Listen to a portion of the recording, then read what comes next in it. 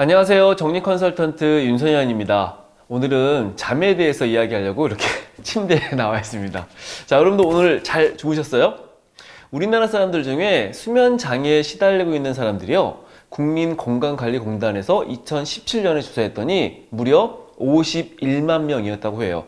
놀라운 것은 5년 전 2013년의 조사보다 30%나 증가한 수치입니다. 오늘은요, 잠을 잘 자기 위해서 실천할 수 있는 정리법을 소개해 드릴게요. 첫 번째는 여러분들이 적정 수면 시간을 알아야 되고 규칙적으로 자야 합니다. 자, 일반적으로 제가 적정 수면 시간 7에서 8시간이라고 이야기했어요. 그런데 현실이 멀리 출퇴근을 해야 되는 사람, 육아를 해야 한다 이러면 잠을 자는 거 현실적으로 쉽지 않죠. 우선 가장 중요한 것은 하루에 얼마 정도 잠을 자야지만 컨디션을 유지할 수 있는지를 알아야 돼요.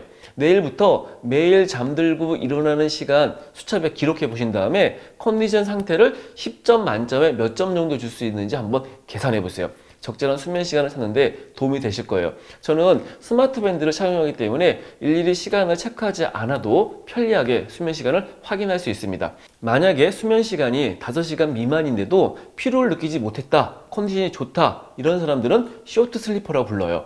그런데 이 사람들이 전체 인구의 1에서 2%밖에 되지 않는데요. 우리가 잘 알고 있는 사람 중에 에디슨, 나폴레옹 이런 사람들이 대표적인 쇼트 슬리퍼입니다. 대부분의 사람들은 롱 슬리퍼죠. 저도 제가 예전에는요, 쇼트 슬리퍼인 줄 알고 하루에 5시간 미만으로 자면서 살았거든요. 어느 날 입술에 헤르페스가 생기는데 이게 계속 없어지지 않아요. 그래서 그때 잠을 더 자야 되는구나, 6시간 이상으로 늘렸더니 지금은 입술이 멀쩡하죠. 참 바보같이 살았죠. 하버드 대학교의 브리검 여성병원에서요, 공부를 잘하고 건강한 학생들의 특징들을 보니까 이 학생들이 매일같이 같은 시간에 잠을 잤다라는 연구 결과를 발표했어요. 적정 수면 시간을 유지하기 위해서 가장 먼저 할 것은 규칙적인 시간에 잠을 자는 거예요. 기상 시간은 매일 일정한데 잠드는 시간이 매번 바뀌는 분들이 너무나 많습니다. 피곤하면 잠을 자거나 할 일 다 해야지만 잠을 자기보다 잠자는 시간을 항상 규칙적으로 정하면 그 전 시간도 관리가 가능해져요. 휴일이나 주말 같은 경우에 늦잠을 오랫동안 자는 분들이 많은데 수면 전문가들은 보통 한두 시간 정도만 자는 게 훨씬 좋다고 이야기합니다. 수면 부족에 늘 시달린다면 낮 시간 잠깐이라도 낮잠을 자는 게 좋아요. 낮잠을 잘 때는요, 30분 이내가 적고 늦지 않게 주무셔야 되는데 오후 4시 전에 자는 게 좋습니다. 일명 파워 낮잠이라는 게 있어요. 나사라는 곳에서 26분 법칙이라는 걸 만들었는데 26분 정도만 낮잠을 자면 업무 능력과 집중력 향상에 매우 도움이 되었다고 합니다. 꼭 26분이 아니더라도 5분, 한 10분 정도도 괜찮거든요. 사무실이라면 휴게실이나 아무도 없는 회의실, 일부라면 조용한 카페에서 잠깐 눈을 한번 붙여보세요. 두 번째는 시간과 환경을 정리해야 됩니다. 수면 전문가 스보다 사토르는 좋은 수면은 시간과 수면의 질이라고 이야기했는데, 잠자는 시간을 늘리는 게 어렵다면 수면의 질을 높여야 한다는 겁니다. 수면의 질을 결정하는 요소는 4가지입니다. 빛, 온도, 소음, 공기인데요. 빛 때문에 낮에 잠들기 어렵고 아침에 깨어난다면 암막 커튼을 침실에 설치하거나 비용이 저렴한 방법은 수면 안대를 착용하는 겁니다. 온도는요, 잠옷이나 침구를 질 좋고 가벼운 곳으로 바꾸는 게 좋아요. 일본의 정리 컨설턴트인 곤도 마리에는요, 잠을 잘 때 실크 잠옷을 입으라고 이야기하거든요. 제가 가격을 보니까 무려 30만 원이에요. 오? 이렇게 비싼 걸 입으라고? 왜 그래야 되냐면 몸의 온도와 외부의 온도가 일치해야지만 잠을 자는 데 좋다는 겁니다. 너무 비싸다면 기능성 옷도 추천해요. 이불이 너무 무거우면요, 뒤척이지 못하기 때문에 좋지 않습니다. 몸의 온도를 맞추기 위해서 몸을 자연스럽게 움직이는 게 오히려 좋다는 거예요. 이불, 잠옷 괜찮은 거 있는지 한번 확인해 보세요. 소음에 예민한 사람들은 귀마개를 착용하거나 클래식 음악, 자연의 소리 같은 거를 아주 잔잔하게 틀어놓고 자면 화이트 노이즈 효과라고 하죠. 소음을 차단하거나 마음을 편안하게 할 수 있습니다.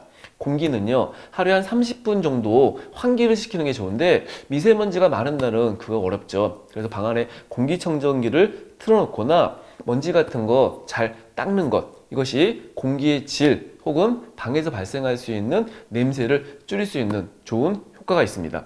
요즘은 편의점이나 약국에 가면 수면을 도와주는 음료나 수면 보조제를 많이 판매하고 있습니다. 수면 보조제로 많이 알려진 게 글리신이라는 아미노산인데요. 가리비나 족발 같은 데 많이 들어있어서 건강 보조식품으로 판매하는 것을 드시는 것도 좋습니다. 미국의 국립수면재단에서 수면 장애를 앓고 있는 사람들에 대한 연구를 했어요. 이들 중에 잠자기 전에 침실을 정리했던 사람들이 잠을 푹 잘 확률이 무려 19%나 높았다고 합니다. 잠자는 시간을 늘리기 어렵다면 잠을 자는 방, 그 전에 해야 될 시간을 정리하는 것, 특히 침실 정리 꼭 한번 해보세요. 세 번째는 잠자기 전 시간을 정리해야 됩니다. 잠자는 시간만큼이나 중요한 것이 잠들기 전 시간이에요. 자, 잠들기 전에 줄이거나 하지 말아야 될 게 몇 가지 있습니다. 대표적으로는요, 격렬한 운동이나 독서, TV 시청, 스마트폰 사용 시간을 줄여야 돼요. 뇌에 굉장히 자극을 주고 심장을 뛰게 하기 때문에 수면 전문가들이 다 그 시간을 줄이라고 이야기합니다.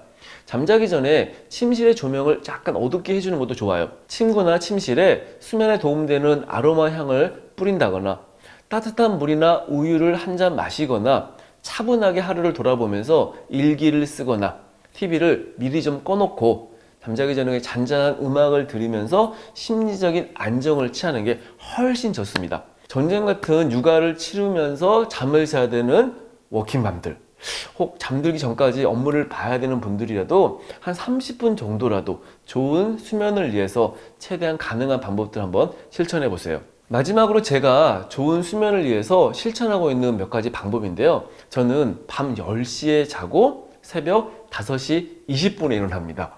자, 저녁 강의 같이 특별한 일정이 없을 때는 대부분의 그 시간에 잠을 자는데요. 새벽 5시 20분에 기상하는 이유는 저의 데일리 루틴인 운동하고 그리고 아침에 일찍 출근해서 독서하고 연구하는 시간을 확보하기 위해서입니다. 그러기 위해 저는 잠자기 전에 꼭 옷을 체크해요.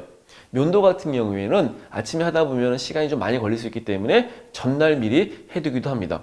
평균 7시간 정도의 잠을 자는 게 하루 컨디션에 매우 좋다는 것을 제가 알게 되었어요. 자, 10시에 잠을 자야 하기 때문에 늦은 시간까지 참여하는 모임 같은 거 잘 가지 않아요.